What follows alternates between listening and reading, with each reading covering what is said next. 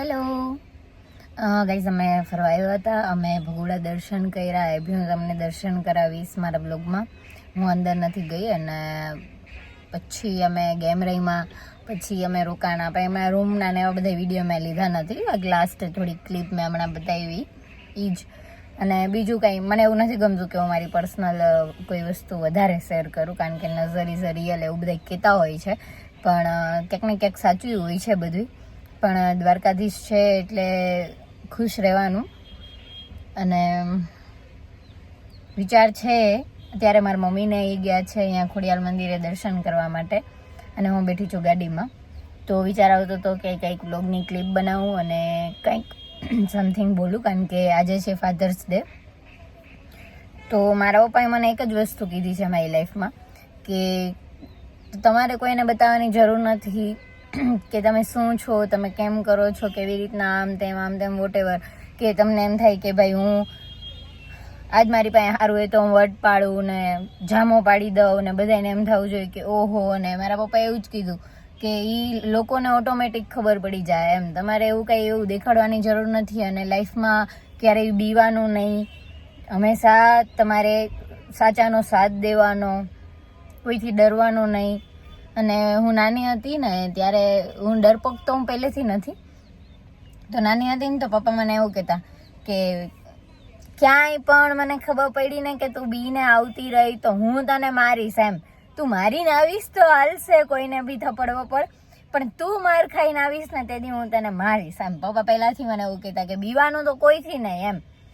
પછી કેટલી બધી વસ્તુ એને જ્યારે હું નાની હતી ને તો પછી વાયડી બહુ હતી. તો પછી મારા મમ્મી એમ કે આટલી બધી દીકરીઓને છૂટ ના દેવાય એમ. જોકે મમ્મી મારા બહુ ફ્રીડમવાળા જ છે, ભણેલા છે એટલે એ સમજે છે.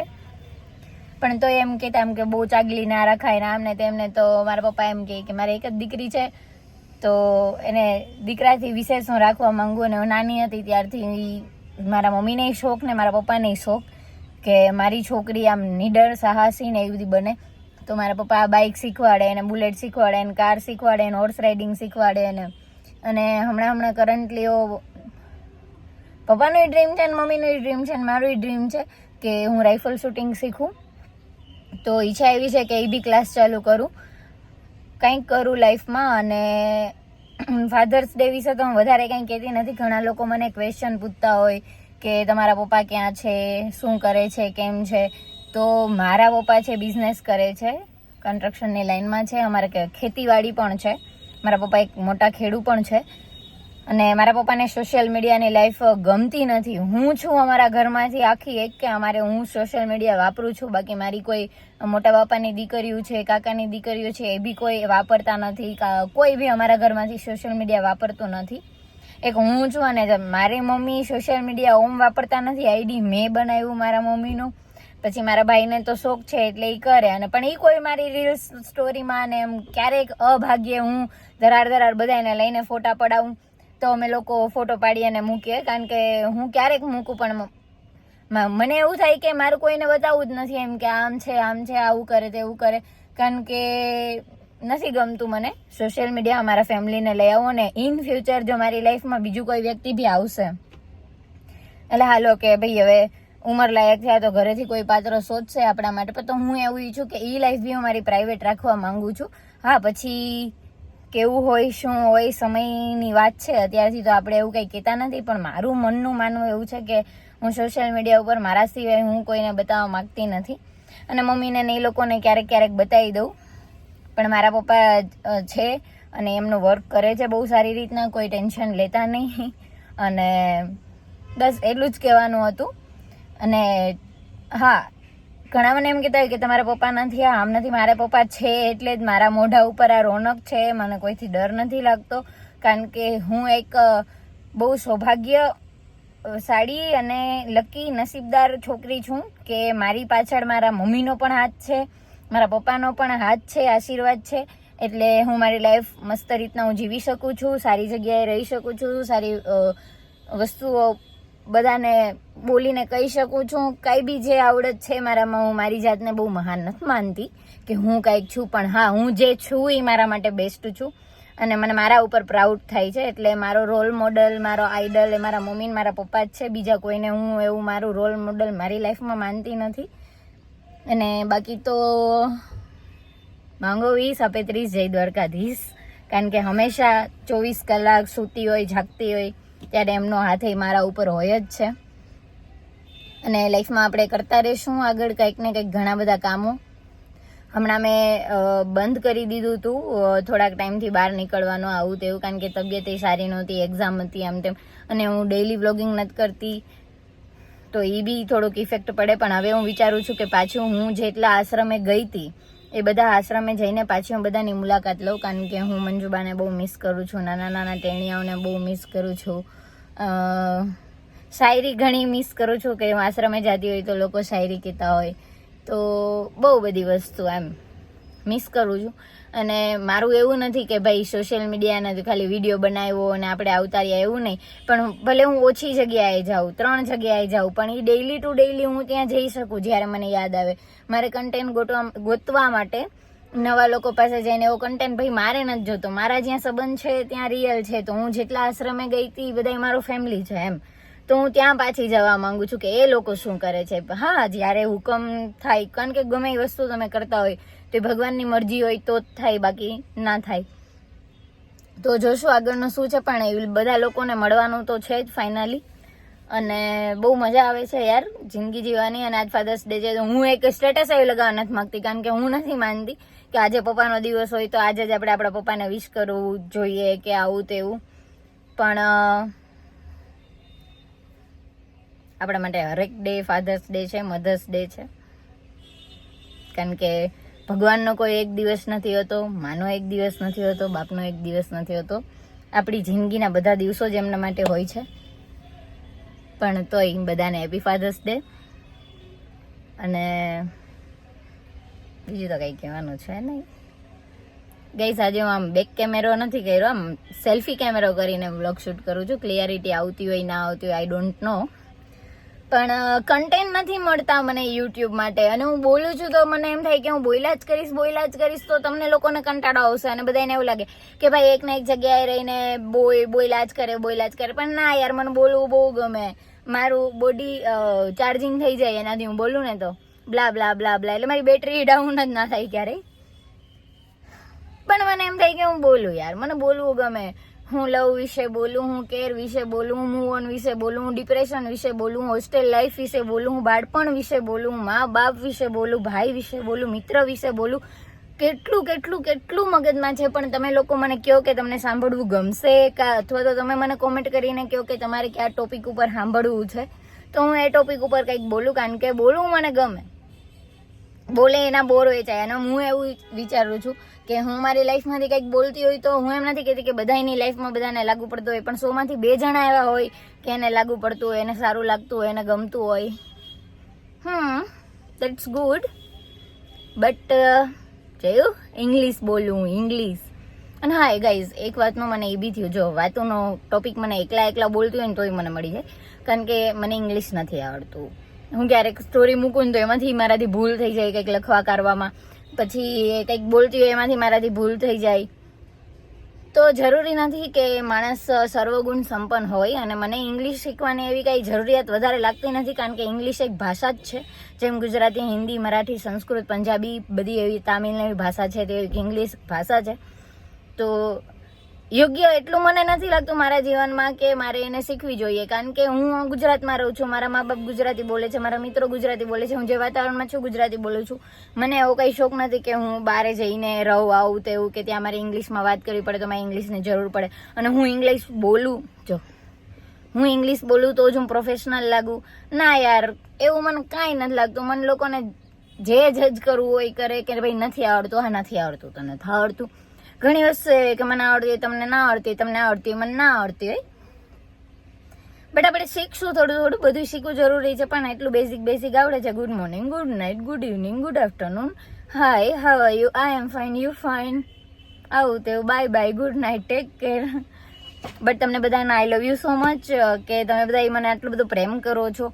મને આશા નહોતી જ્યારે મેં મારું યુટ્યુબ સ્ટાર્ટ કર્યું કે મને યુટ્યુબમાં એટલો સપોર્ટ મળશે તમારા લોકોનો, પણ દિલથી આભાર. જે લોકો બી મારા વિડીયો જોવે છે એ બધાને દિલથી આભાર કે તમે લોકો વિડીયો જોવો છો, મારા વ્યુઅર્સ વધે છે તો મને ઈચ્છા થાય છે કે હું યુટ્યુબમાં મારા વિડીયો બનાવું. કારણ કે ઓમ જોવા જઈએ તો તમે બધા મારું મોટિવેશન કહી શકાય કે તમે જોવો છો ત્યારે મને એમ થાય છે કે હું કંઈક બોલું.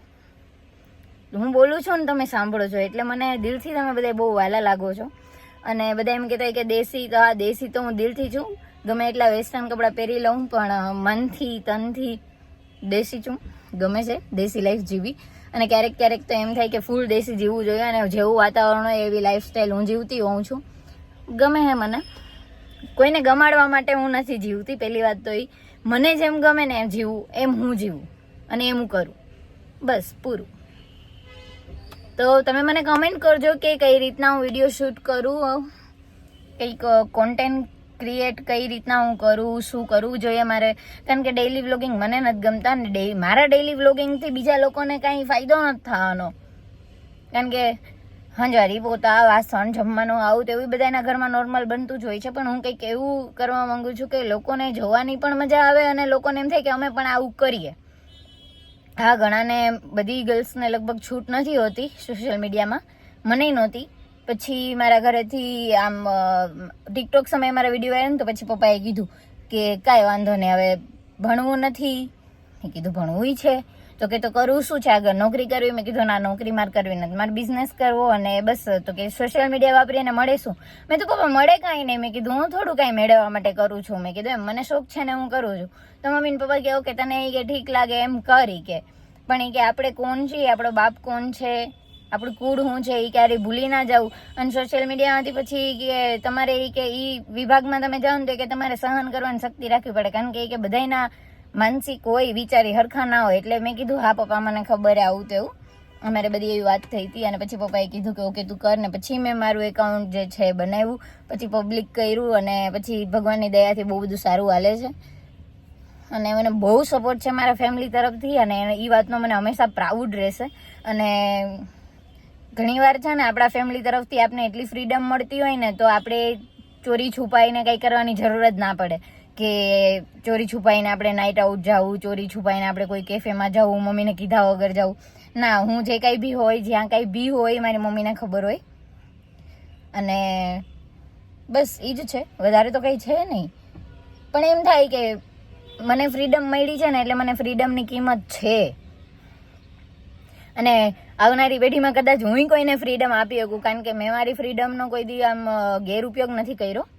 કારણ કે હું સમજુ છું મને મળ્યું છે એટલે હું સમજુ છું કે ભાઈ નોર્મલ છે એમ. એટલે એમાં કંઈ ખોટું બોલવાનું જો ને તમે પરમિશન લઈને પણ તમે ક્યાંક બહાર જઈ શકો છો એમ, મિત્ર ભેગા જઈ શકો છો, તમે પછી એન્જોય કરી શકો છો કાંઈ બી એમ. કે તમારી ફેમિલીને ખબર હોય જોઈએ કે એને ટેન્શન ના થાય કે તમે ક્યાં છો, કેમ છો. અને કાંઈ તમે ફસાણા હોય, તમને પોલીસ બોલીસે રોક્યા હોય તો તમે એમ કે ઘરે ફોન કરો.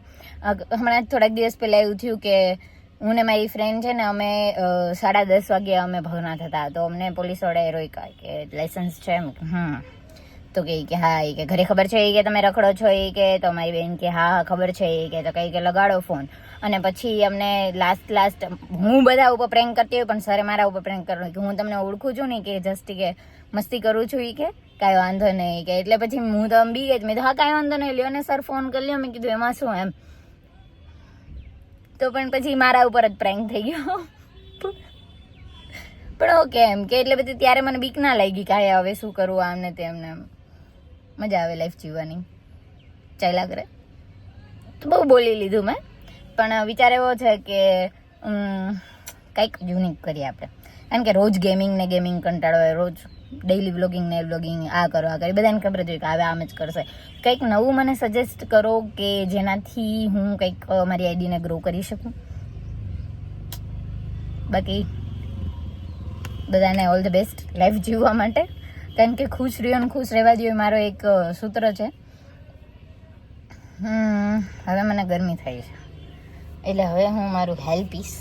ગઈ આ બહુ ખરાબ વસ્તુ એમાં મમ્મી બહુ કહેતા હોય કે બહુ હેલ ના પીવાય, બહુ હેલ ના પીવાય, પણ મને આદત પડી ગઈ છે હેલ પીવાની.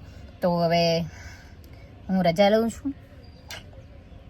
તમે મારી ચેનલને સપોર્ટ કરજો. મારી 2 ચેનલ હવે એક્ટિવ થઈ ગઈ છે અને 2 ચેનલમાં આપણા વ્લોગ આવવાના છે ધડાધડ, તો જોવાનું ભૂલતા નહીં.